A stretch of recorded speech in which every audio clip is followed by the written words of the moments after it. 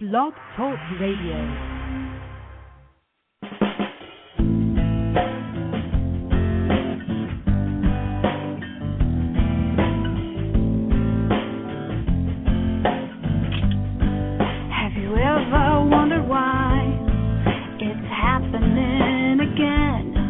Welcome to MindShifters Radio with your co-host, the Forgiveness Doctor, Dr. Michael Ryce, and his wife, Jeanie. Michael and Jeanie share with you the wisdom of the ancient Aramaic internal process of forgiveness.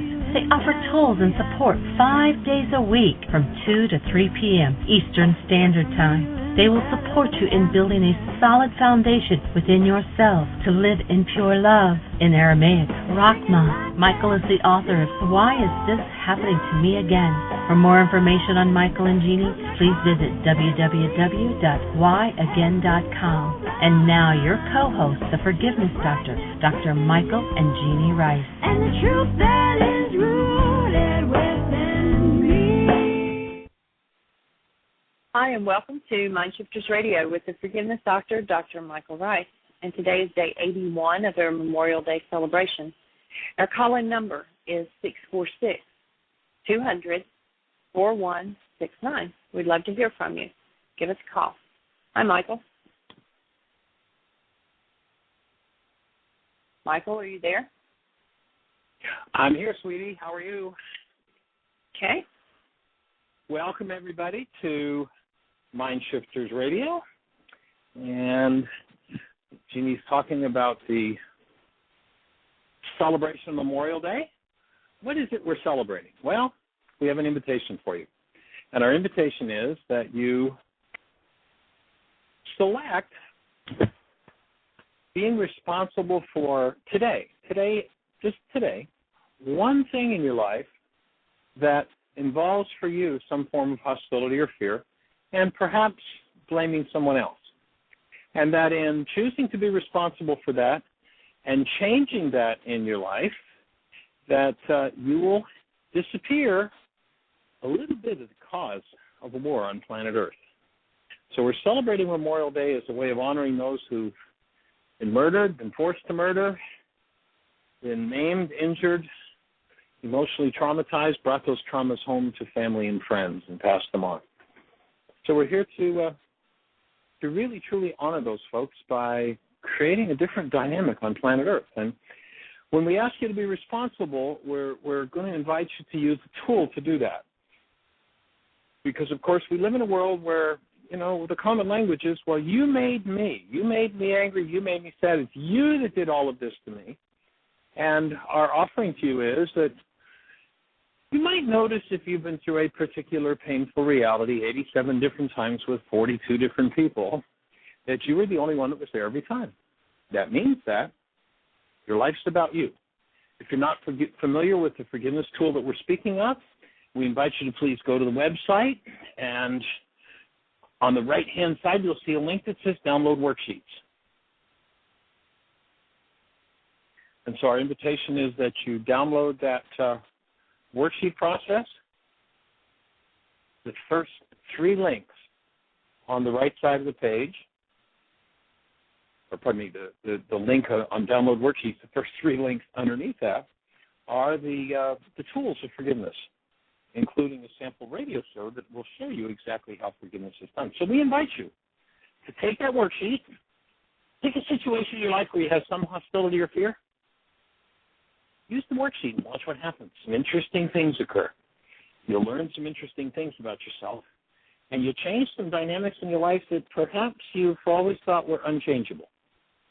Our offering is that they are not unchangeable, but because we haven't had the tools, it's been difficult to change some of the crazy dynamics that all of us go through. So we're here in support of that healing process, and we would love to hear from you. As Jeanie says, our call-in number is 646-200-4169. We'd invite you to call us with questions about the tools we're teaching and the process we're doing. So welcome to the show, Jeanie. Are there any callers? Is Dr. Tim with us this morning? Yesterday we didn't get to say hi to him. Tim and David both are with us. Oh, cool. Well, welcome, gentlemen. Good morning. Good afternoon. Good afternoon. How are things in Chicago? Good afternoon. Things are going beautifully here. Very busy, blessedly busy. And awesome. Had two more people yesterday who came in and described situations, ways in which their personal growth process was accelerated by listening to Lynn's worksheet process from August 2nd. And awesome. then and one of them had then in the session a phenomenal breakthrough. So if you haven't taken advantage of that yet, download that audio and listen to Lynn working through the worksheet with Dr. Ryce. It is phenomenal, very powerful, and can open up a space for you to do your own work and see things about yourself that you've been hiding from yourself without knowing it. And when that happens, you just get lighter and you have more liberty to choose differently. And you get to move in the direction of creating the best year yet of your eternal life. That's what we're here to support everybody in. And yes, Lynn gave us such a gift with her inquisitive mind and her willingness and the way that she went through and how things linked together. As I've said before, I couldn't have scripted a better worksheet. And I don't think I've ever seen a more powerful worksheet, more pronounced effect. And we got to do it live on the radio. Thank you, Lynn, for having the courage to do that, to, expose yourself. That's pretty courageous. And it was an issue around, several things that were going on in her life and where alcohol had become a problem. And she just flat out shares that on the show. And then the beauty of the way she works through this is just fabulous. And so there is a sample that show is an MP3. You can just click on it on our website. And again, our website is www.whyagain.com. On the right-hand side, in the upper right-hand corner, you'll see a thing that says Download Sample Radio Show. And that is the sample worksheet. And I'll tell you, listening to that, it inspires me, and I've been doing this work for 40 years. It inspires me when I listen to her. So we've got people here at the center that are listening. We burned a couple of CDs of it. So burn it. Share it with your friends. Download it on your computer, burn some CDs, and just hand them to your friends. Say, hey, listen to this. And watch the changes that happen in people's lives. It's just awesomely inspiring. Good morning, David. Good afternoon, David. Oh, go ahead. We have a caller. Okay. Well, let me just say a quick hello to David. Welcome to the show. Glad that you are here. Glad that you are here at Heartland. And I wonder, the shifts that you've been experiencing in this intensive have been awesome. Is there anything in particular you'd like to share kind of quickly while we're get that caller to hold for a minute?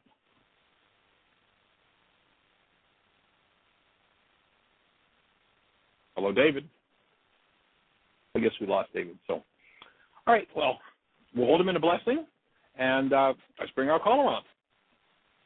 Hey, area code 702. You're on the air. Who do we have? Hi, this is Gavin. Oh, hey, hi, Gavin. Welcome back. Thanks. Good to talk with you again. Yeah, it's good talking to you again. After our discussion yesterday, I went down to the library, and I actually looked up vegetarian books. So, our discussion actually inspired in me to explore that area of myself. So I'm looking forward to further exploring that in the future. Awesome. Cool. So thank you. But today what I wanted to talk to you about, since I've read your book and I've been openly exploring my thoughts and, all my hostility and fear, my dreams have become more intense. And a lot of them I can't remember, and the ones I do remember some of them are pretty bad. And basically what my question is what's happening to us when we're dreaming? Well, it shocks most people to recognize the structure of reality. And, if you've ever been in a courtroom where 6 different people testified about an accident, you know that no 2 people experienced the same thing. And most of us think that we're experiencing, when we look through our eyes, that we're experiencing what's happening out there. But in fact, you're not experiencing what's happening out there. You're experiencing what's happening in here in your brain's interpretation. And your brain can only interpret something through its content. If there's no content, it doesn't have a meaning for any given event. You know, I use an example. I draw a silly little diagram on the board in a class, and, you know, it's a line with a semicircular line above it and two small lines in between. You could imagine that someone might look at it and say, and many people do, that it looks like a two-door igloo. And so, and, you know, people will come up with, oh, it's Kilroy, it's a two-door igloo, it's a two-door train tunnel. I always offer jokingly that it's a scrub woman from behind. You can see her feet and her butt, you know, she's scrubbing the floor. But just that simple demonstration, and what you recognize is that if we had somebody from the jungles of South America who'd never experienced a temperature below 80 degrees in all of his life, he's never seen anything more complex than a dugout canoe, and we show him that diagram, how long do you suppose it would take for him to come up with that's a two-door igloo? Probably. He wouldn't hold that reality. He wouldn't hold that reality in the next million years because he has no brain cells for it. There's no content in him to give it that interpretation. You know, have you ever done something, Gavin, where you've been accused of saying something you didn't say or doing something you didn't do? Have you ever had that sort of thing happen? Yeah, it's part of my conflict with women. Okay. So now, notice that, you know, it's a pretty common one. So notice that it was never said and it was never done, but she swears she experienced it. How is that? If there's something in her mind that she has denied and dissociated from, and you do a behavior that triggers that, her mind will structure a picture of you doing what's in her brain cells. And that's what the whole world is doing. Whenever there's hostility or fear, the mind is using content that is corrupt and building pictures. And, of course, because most people are in denial, they dissociate from what's going on in their minds, and so they project the contents of their minds onto someone else. So you do a behavior, and it gets totally misinterpreted because you've triggered brain cells that she hasn't worked through. And then, of course, vice versa. She comes back and says something, and you say to her, well, why did you say thus and so and do this? And she says, I didn't say that. That never happened. Most people, most of their lives, are living out vignettes in their minds of things that they've never dealt with, and they seem to happen over and over and over. There's actually a book about that. I think it's called Why Is This Happening to Me Again by a guy named Ryce. And people who never learn to change the content of their own brain cell structure get to live the same experiences over and over and over again.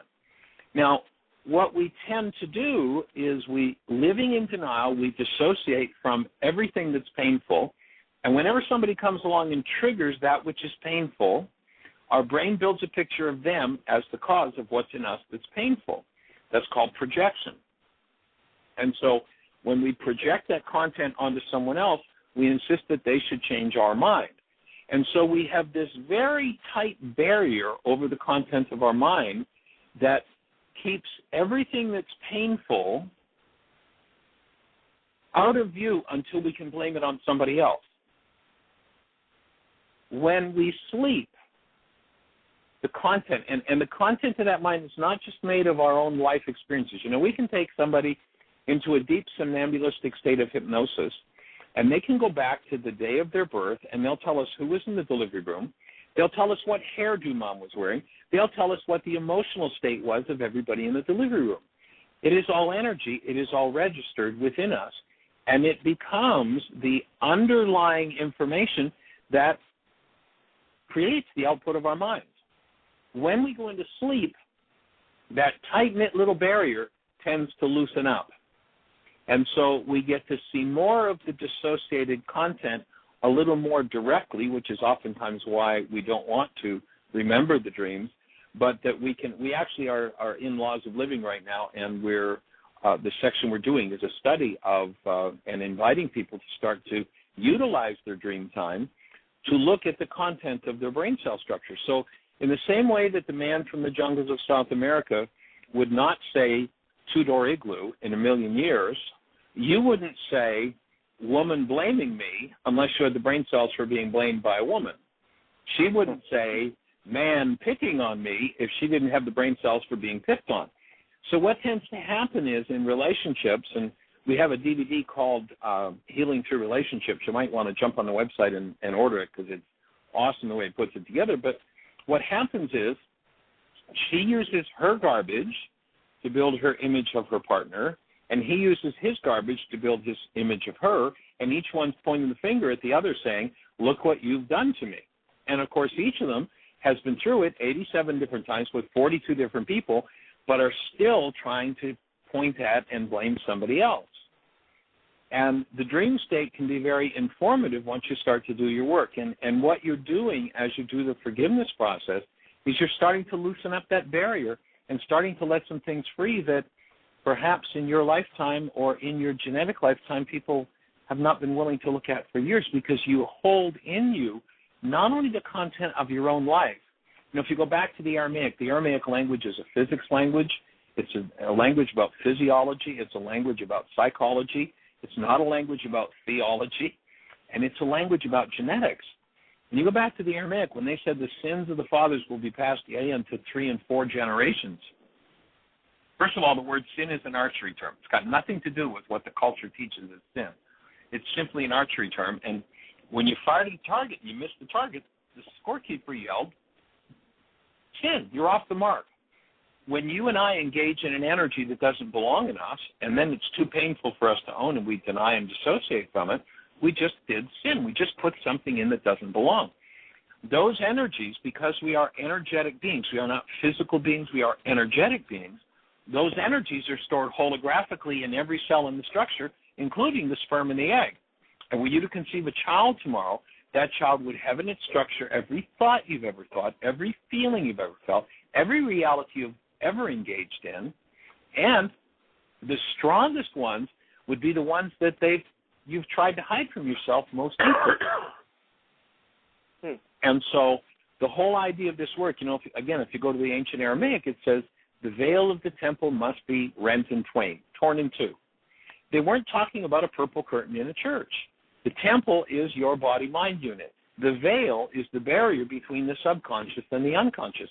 And you've got to open that thing in order to begin to remove what never belonged. And guess what never belonged?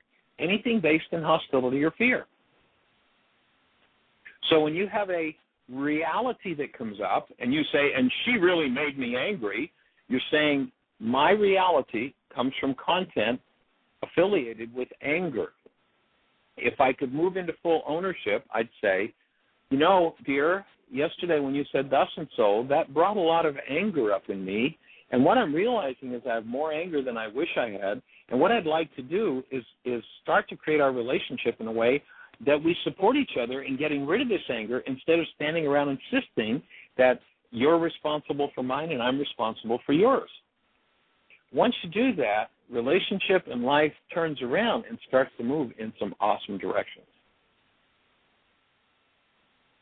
And forgiveness is the key to taking things out of the dissociated state, using that worksheet. Have you listened to the MP3 of that worksheet that we were talking about a few minutes ago? Yeah, actually I have. Cool. Fabulous. Okay. Yeah, that was a very good show. Yeah, it was awesome. I mean, she was so courageous. It's just amazing. But putting the pen to the paper and doing those worksheets everywhere that you see yourself with hostility or fear, and you're opening that veil, you're starting to look in there. And yes, as you start to do that work, your dreams will tend to reflect what you're finding there or what you're about to find. So when we dream, it's more like we're exploring our own thoughts. Yes, correct. And our own projections. The mind can't output something. The mind can't output something that doesn't come from its own content. So our dreams are showing us the aberrant content from not only our lives, but our parents, their parents, their parents, and their parents before them. That's all stored in there. And that's the root of the output of the mind. Okay, so the other night I had a dream where I was battling hordes of zombies and I was protecting my family. What does that say about what about my need to protect my loved ones and everything else I love? Like how would I begin to scratch the surface of those feelings? Well, of course, the worksheet process you could do on that dream with, say, for instance, the zombies as the object of attention. That could be the first step in the worksheet. You could do yourself as the object of attention. And, you know, a way to maybe understand that dream, and there could be several things, you'd have to be the one who says, that fits or it doesn't, might be that you were brought up in a world where the world is dangerous, you know. You have to be careful. You don't talk to strangers. It's, you know, somebody's going to get you. And so the mind creates this hallucination based in, I've seen 1,000 movies with zombies, so now those zombies hook up with the brain cells I have about the world being dangerous. Of course, if I hold that the world is dangerous, then because I'm an energetic being, by those brain cells vibrating, they're all energetic patterns, we set up literal measurable energy field that tends to draw somebody in to prove to me that the world is dangerous. I kind of like tongue-in-cheek say, you know, that the world is make-believe. First we make it up, then we believe it, and then we go out and produce evidence to prove that it's true. And our mind will show us how dangerous the world is. When you begin to forgive those realities in your mind, when you begin to expose those brain cells that hold that it's a dangerous world, then you'll begin to remove that danger from you. You'll begin to release the energy that would draw you to danger or danger to you. And when you get to the point of, you know, instead of paranoia, you step into a state of connected trust and know that you're always guided and you're always in the right place, then what happens when you send that energy out before you, you bring about that kind of a world. You know, there's a cool example on the website that kind of relates to this, and there's a link there that Jeanie's put on with a bunch of these things, but it's called We Are One, and it's a video of a lion that was raised by two men in England from being a cub, and of course the cub got a little too big, and they actually flew it to a preserve in Africa and let it loose there. A year later, in this video shows them going back a year later to visit this lion, and they're out there, you know, in the open, and they're calling to this lion, and, you know, you see the camera shot, and here's this huge male lion just running, charging down this hill. Like, I can remember the first time I saw it, it's like, I hope this is the right lion.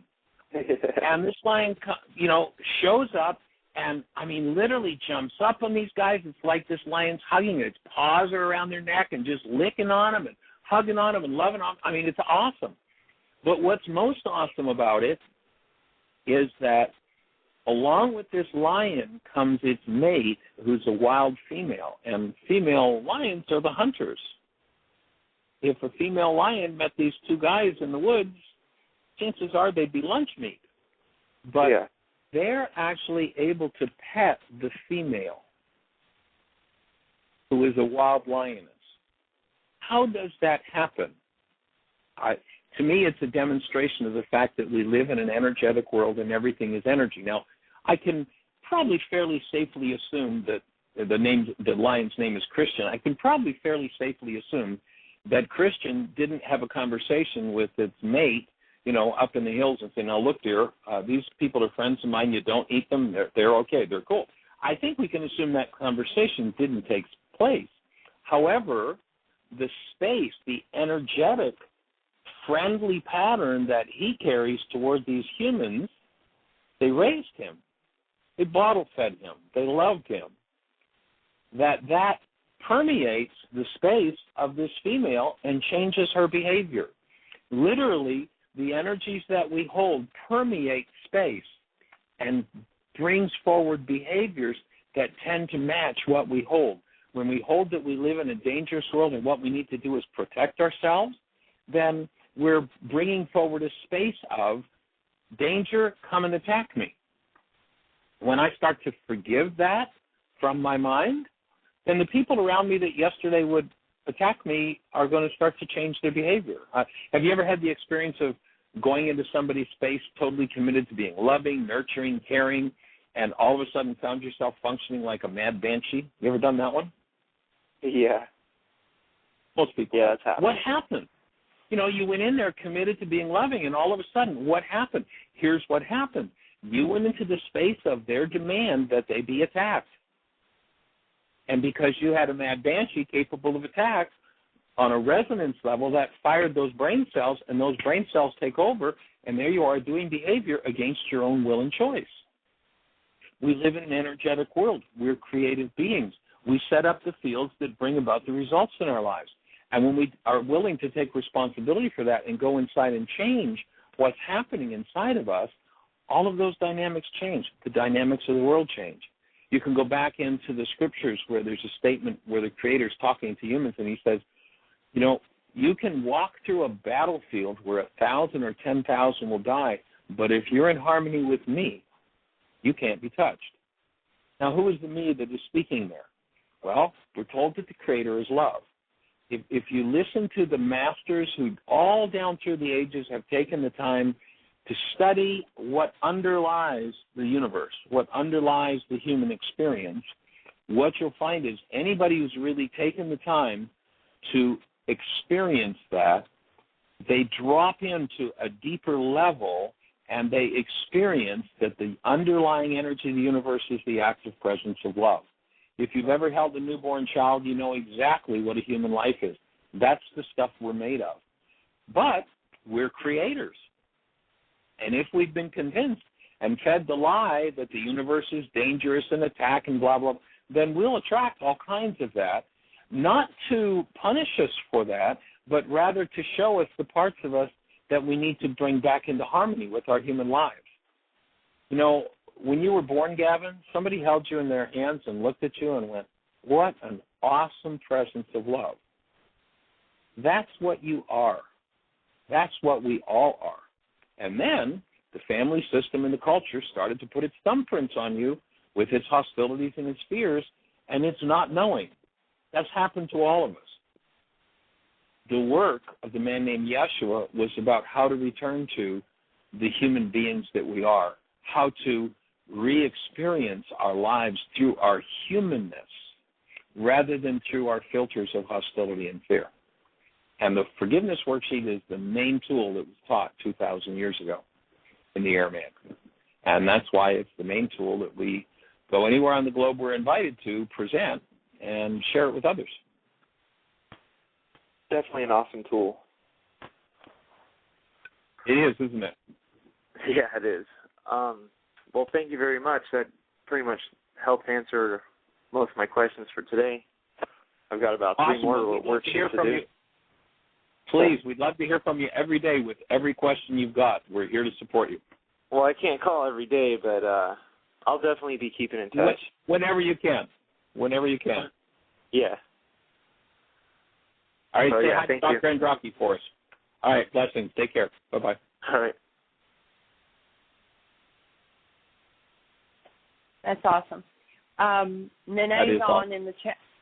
Nene is on in the chat room, and she says, I find that when I'm doing responsibility communication, asking the other person to hold your hand, even if that person refuses to let go of their need to be right, the fact of you maintaining yourself, the condition of love, active and present, it works, and it's great. Yes, right on. That's why in the first step, there's the instruction that if you're feeling separated, make a physical connection. You know, I love one of Einstein's statements. Einstein says that if you think you're separate or separated from the rest of humanity, you're living in an optical delusion. Everything that's based in hostility or fear is an optical delusion. Everything that separates us from each other is an optical delusion. But we've been taught to believe what's going on in this so-called mind. And this so-called mind, the body's mind, all it can do is replicate what's gone on in the past. It just plays it over and over and over again. And the forgiveness work is about escaping from the replicate mind and going back to a human mind. The human mind functions with the active presence of love. If your mind is functioning, or what you call your mind is functioning, without the active presence of love, then you don't have a human mind, and you don't have a human life. What you have is a replicate mind that's going to keep doing what the generations in your bloodline have done. If you go back to one of the original stories about this in the ancient scriptures, they talked about the Jews wandering in the desert for 40 years. Why did the Jews, this should have been a 2-week journey. These are pretty bright people. Why does it take 40 years? Well, of course, we all know that Moses would not stop and ask for directions. That, really, Mrs. Moses had to ask, and finally, it just took him a few days to get, no, just kidding. What did they say had to happen to go from the desert to the promised land? And this isn't a story about people thousands of years ago. This is a story about us. The desert is being in the state of the replicate mind, in the dissociated, disconnected state, or an unconscious state. That's the desert. The promised land is knowing your creatorship and knowing and experiencing who you are. But what did they say had to happen in order to make that journey? They said the old generation had to die off. That didn't mean everybody in old physical bodies had to physically die. The root of the word generation is genari, which means cause. All of the old causes held in brain cells from the generations, all of the old patterns passed on from our genetics have to be reached into, brought forward in the presence of love, and healed. And that's what the work is about. So, Nene, thank you for that input, and thank you for the awesome space that you're creating in South Florida for this work, by the work that you're doing. It's absolutely fabulous.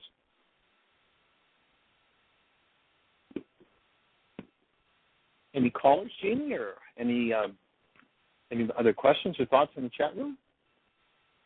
No, that's all so far. Oh, we do have a hand up. Hold on. Area code 607, you're on the air. Who do we have? It's Richard in Ithaca. How is everybody? Hey there, young man. We're fine. How are you doing? Blessed and highly favored. I just wanted to comment on Gavin, and hopefully he's still listening, because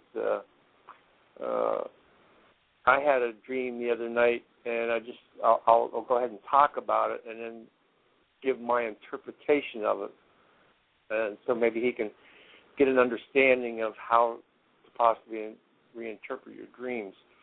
And in the dream, there was this, half a figure from basically the waist up, and it looked like this person, a godly type person, fatherly, old man, beard, but one of those people you look up to and say, he.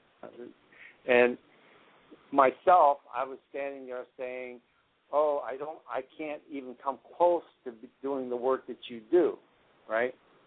That this person is doing, and I went over to help him, because it appeared as though he had been in a car accident and was dying, and I was going, or some sort of accident, and he was fading away or dying, and I was going over to assist him. But when I got there, all of a sudden there's this cat there, which I had just brought into my life recently, and I basically call him JB Love because he's such a nice, lovey cat. And at that point, all that was there was this cat in my life, and it was like, okay, this is love in my space, and I'm healing this. Love is here to heal this misconception. Keep talking into your microphone, Richard. You're kind of fading in and out. Okay, so my interpretation was love is here to heal this negative belief that I have that I'm not good enough to do the work that this other person was doing, that was passing on. So in other words, the cat represented love to say, I'm here to heal this image that you have about yourself. Does that make sense? Awesome, yep. Sounds like a right-on interpretation. And You know, if you go back to the man named Yeshua, he says, the things I do, you too can do and greater. So he was passing on the baton to everybody that's selected to do it, and decided that instead of buying an image of ourselves as something of a lower order, that we would tap into who we really are and who we're created to be. So sounds like you're working through a big one there, Richard. Yeah, Pardon me. I just wanted to use that as an example for Gavin. Hopefully he's still listening, and so he can maybe, because again, as you say, doing the worksheets brings up a lot more dreams. I've actually had a lot more dreams recently myself. That was just one of them that I had, and so I thought I'd give that as an example, reinterpretation of a dream. Fabulous. So you guys have a good day. Thank you. It's a blessing to hear. All right, it's in the plan. Always enjoyable to hear what's going on. Thanks again. Delighted. Glad to be on the team. Thanks for the call, Richard. You're welcome.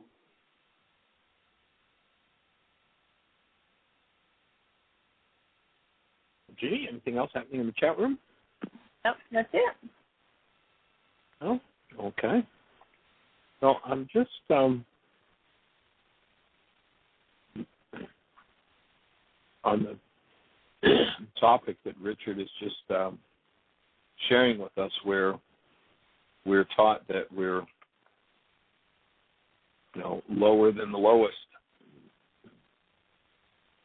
There are so many places in the ancient teachings that tell us who we really are, and that most people choose to ignore and give us some sort of a lower status. And I actually just came across a quote yesterday that I wanted to just jump into and share. I'm just opening the file. Take me just a second here, but in the book of James, there's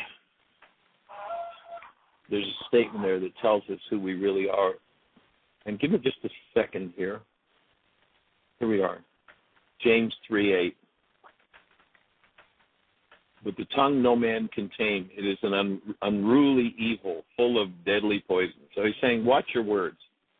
And then he says, therewith we bless the Creator, and therewith curse men, which are made after the similitude of God.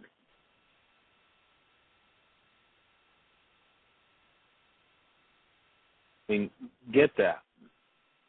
While there may be some who, based in so-called scriptural teachings, want to tell you that you're lower than the lowest, you're a sinner, you're those whole list of adjectives, here's James straight out telling the truth. Men which are made after the similitude of God, made of the same stuff. That's what we humans are, and it's time for us to reclaim our human lives and to let go of this aberrant, insane teaching on the planet that we're lower than a snake's belly, because we're not. You're made of the awesome God stuff called love, and that's how we're designed to function. That's what we're here for. And with this work, that's what we're here to support you in recognizing that. You who are made, and I don't care where you've been, I don't care what's happened, I don't care how terrible the things are that have happened in your life, I don't care how depraved you've been or how crazy your behavior's been, this is what you're made of. Men which are made after the similitude, and of course we're told God is love, that are made after the similitude of love. That's who you are. Everything else you've been told is a lie. Everything else you've been told has to be removed from your structure and forgiven. Elsewise, you will project that you are not who you are. And by projecting that you are not who you are lying about the Creator. It's one of the biggest errors that humanity has made. We've bought into something that isn't true about us. And it's time for us to let it go. How do you let it go, Michael? Well, there's this worksheet process. if you go to www.whyagain.com, on the right-hand side, you'll see a link that says Download Worksheets. Click on that link. And the first 3 links under that section will give you the whole story, including a sample radio show where we did an awesome worksheet with a young lady named Lynn. Those 3 links will give you the whole story on how to begin to undo what never belongs in your mind. And then the work will be for you to undo that. It's not an easy process. It's not an easy process because there are all kinds of crazy things that we've been taught to believe about ourselves. And the crazy things we've been taught to believe about ourselves aren't true.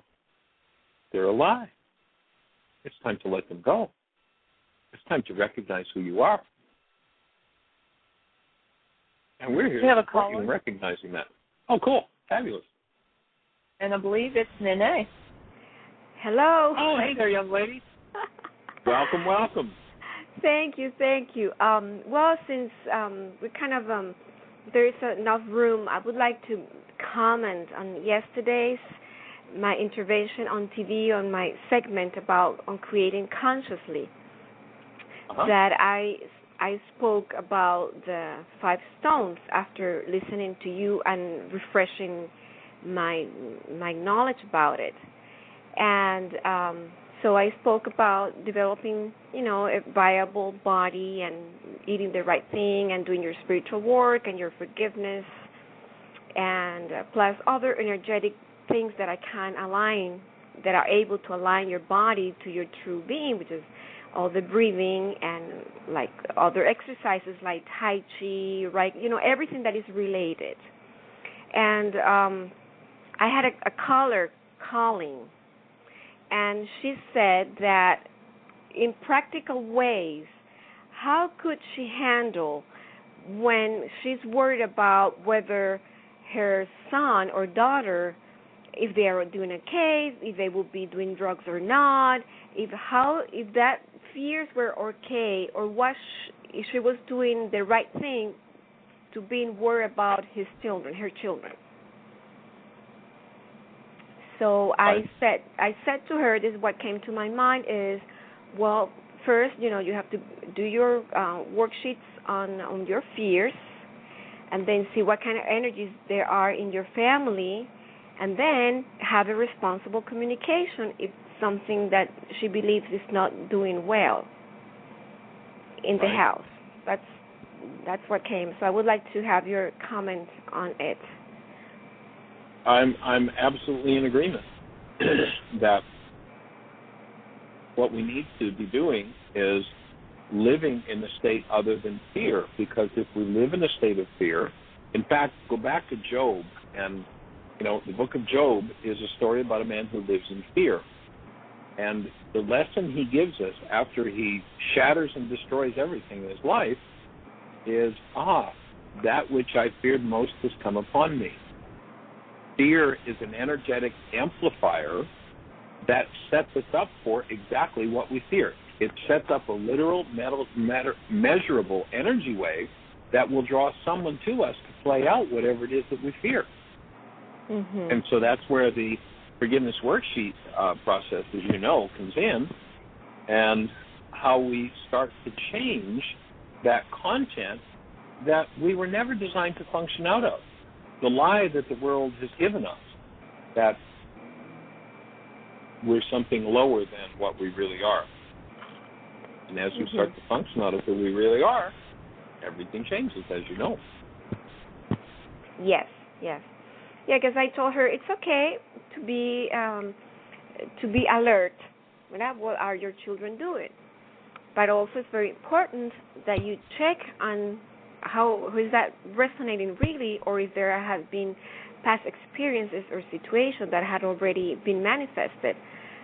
So, yes, I said to her, you can go inside, do your true forgiveness worksheet and try to see and clean that energy. Absolutely. And, much like the story that I shared about the lion, that lion carries a field that has an impact on its mate. We all carry skills that have an impact on our children. And if we hold, rather than, son, daughter, I know that you're going to be guided to do exactly what you need to do, to learn the lessons you need to learn, and to create for yourself an awesome life. When we hold that space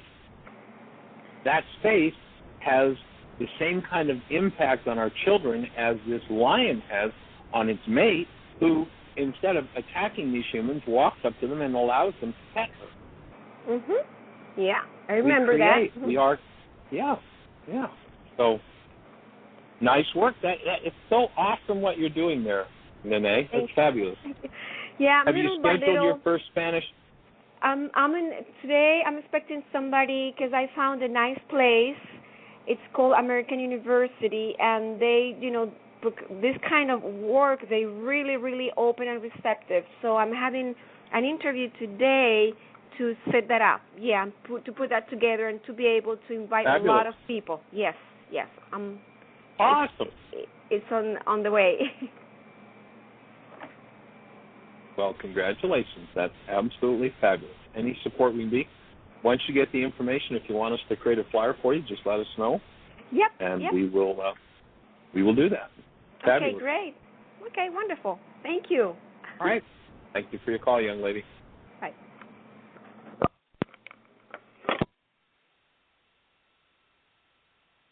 So, Jeanie, what's happening in the chat room? Nothing. Everybody's just saying hi back and forth and just kind of sitting there. All right.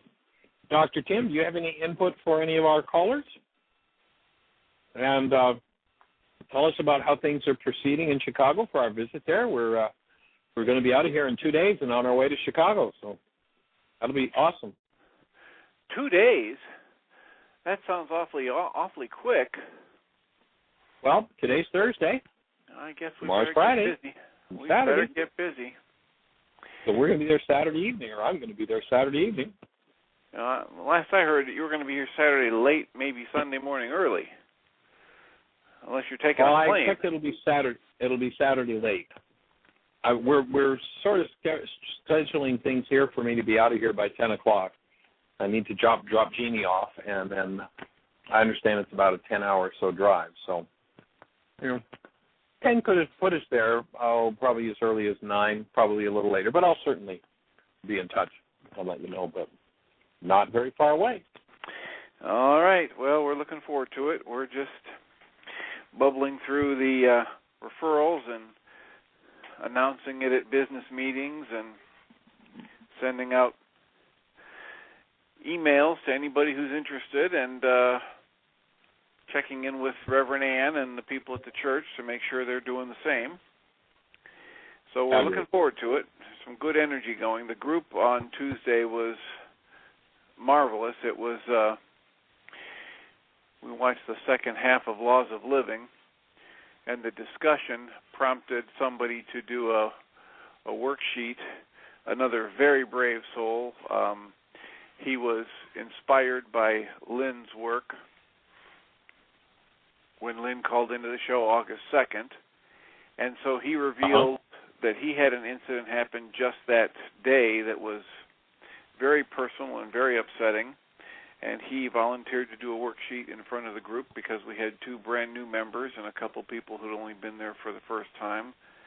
So a total of 12 people sitting around that table, and 13 if you count me, got to see some phenomenal work and another powerful example of how whenever I set a goal for anybody else, if I'm willing to see it, it will show me what I'm upset with myself about or what I need to cancel or dismantle about negative beliefs about myself.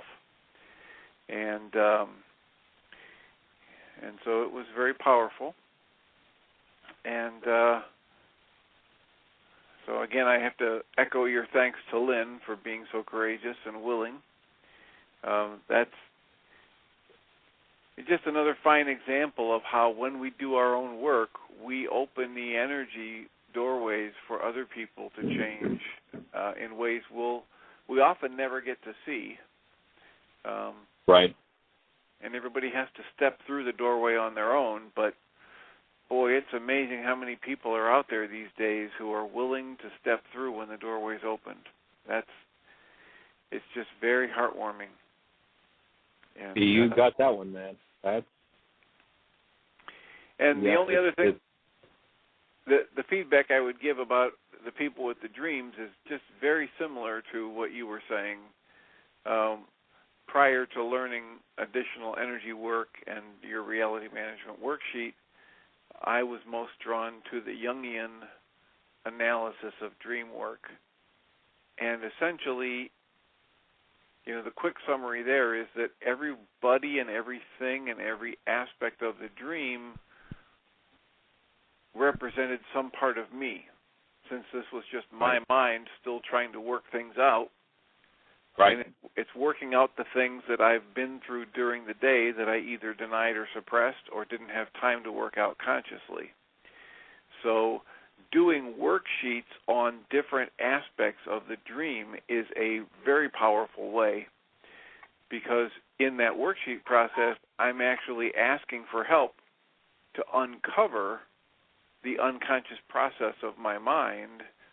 And as you mentioned in your talks, it's been put in there. It's like ragu. It's all in there. And and the neurostructure, even though it's not active, if it's latent, it's in there that will show me my errors and break off the effects of my errors and show me the truth. And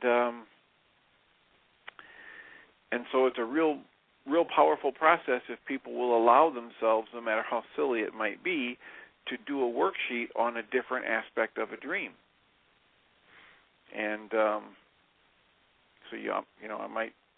I might think it's silly to do a worksheet on the blue convertible that was in my dream, but if I have a blue convertible speeding down the road in my dream, and then I ask myself, so how do I feel about that? And I realized that in the dream, when I saw that, I was feeling angry, or I was feeling jealous, or I was feeling scared. I can work through a worksheet on that part of that dream and end up seeing something that I wouldn't find almost any other way that I know of. So I recommend it highly. I'll second that. Absolutely. And, of course, our dream life comes from exactly the same place as our waking life, which is kind of a hard thing sometimes for people to swallow, but it's all got to do with the firing of brain cells. And when you recognize that, anything that holds the slightest tinge of that which is less than our created essence, love, you have the opportunity to work through those things. And that's what the worksheet process is about, for sure. Fabulous. For those who may not know it, we are heading to Chicago, and on Sunday at noon, actually at 11 o'clock, there's going to be a potluck lunch at a place called the Center for Conscious Evolution, Spiritual Evolution. Illinois. Spiritual Evolution. Pardon me. Spiritual Evolution. And we'll be doing a potluck lunch at 11, bring a dish. And then at noon, from noon to 3 o'clock, we'll be doing Why Is This Happening to Me Again? And that'll be a free open workshop. Monday night, Tuesday night, Wednesday night, Thursday night, and Friday night. We'll be doing a series of free workshops from 7 to 9:30. On Creating Consciously Monday night, Healing Through Relationships Tuesday night. Wednesday night is The Circle of Life and How to Play It. Thursday night, Codependence to Interdependence. And Friday night, Naturopathic Keys to Health. So they're all wide open free workshops. We'd just be delighted if you showed up. On Saturday, there will be a workshop where there's a fee involved. That's the one workshop when we travel that we do charge a fee for. It'll start at 8 in the morning, go through till about probably sometime between 5 and 6 in the evening. So if you're interested in that, please go to the website, www.whyagain.com. On the right-hand side, you'll see a link that says Travel Schedule. You can click on that, and you'll find us. If you want to pick up that MP3 of the worksheet radio show that we're talking about that was so awesome and so inspiring, you can just go to the home page in the upper right-hand corner. You'll see a thing that says Download Sample Worksheet Radio Show. And click on that. You'll have an MP3 of it. Burn it, and you got it to listen to and share with friends. If you have any questions about anything we're talking about, we've got a few minutes left in the show. 646-200-4169 is the call-in number. We would be absolutely delighted to hear from you. If you have any questions, we're here.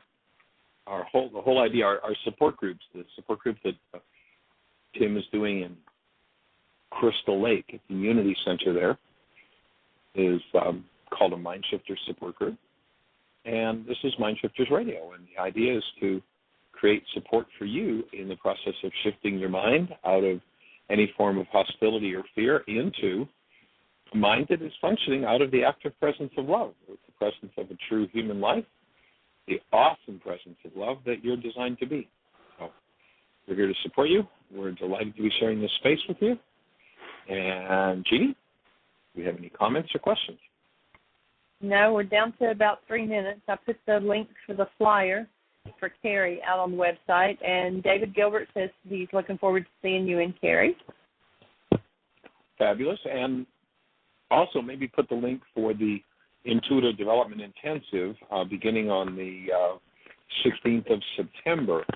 We actually had a couple of people that were here to do the Teachers Training Intensive, and they wanted to do intuitive development and asked if we'd schedule one in September. So September the 16th through the 24th, we're doing a 9-day intuitive development intensive. It'll be a residential workshop here at Heartland. And in that workshop, we'll start out with why is this happening to me again? That's part of every intensive we do, the forgiveness process, because it's such an important tool. So we'll present that workshop. We'll be doing mind shifters and still point breathing.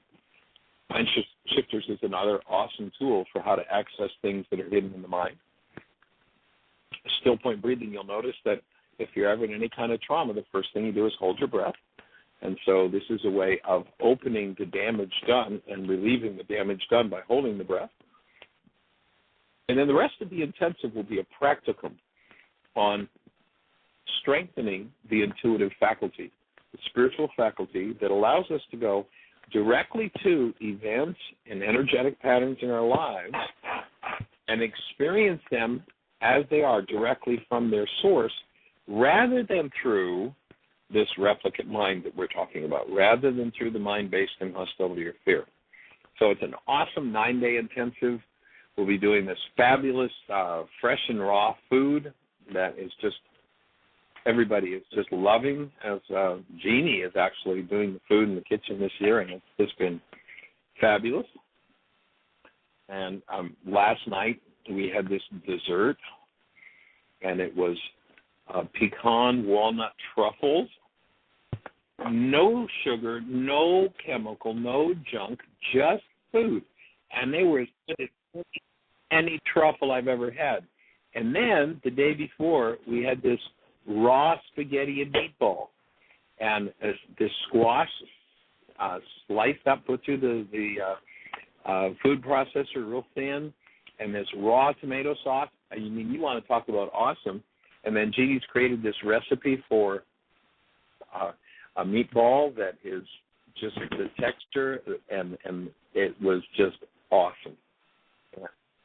I'm actually for lunch right now having some of the meatballs myself. So join us in Heartland. Learn a whole lot about food and create the best year yet of your eternal life. Bring a stranger with you to the show tomorrow. Blessings. Bye-bye.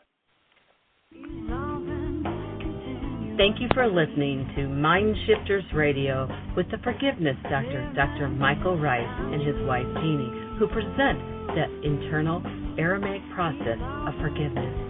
Michael and Jeanie are here every Monday through Friday from 2 to 3 p.m. Eastern Standard Time on Earth Angels Radio.